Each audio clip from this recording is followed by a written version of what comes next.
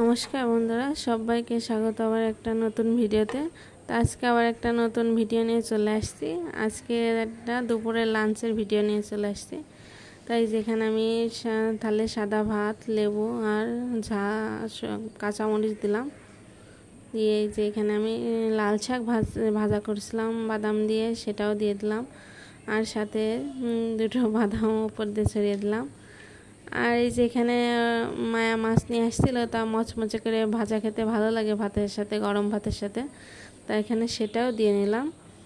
আর এই যে দেখুন লাল ঝাঁপির নিচে কি বলুন তো, এটা হচ্ছে পটল চিংড়ি। তা অনেক দিন ধরেই মনে করছি পটল চিংড়ি রানবো, তা সেভাবে রান্না হয়ে ওঠে না।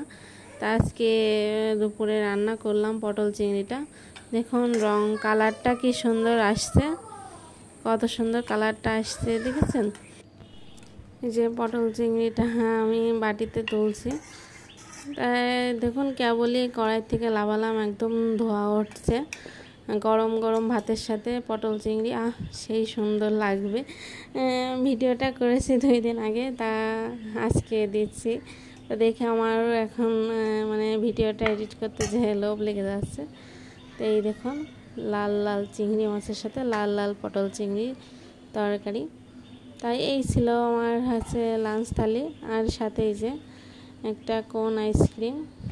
তাই দুপুরে খাওয়ার পরে আমরা সবাই খাইছিলাম আইসক্রিমটা। তাই এই তো আমার লাঞ্চ থালি রেডি।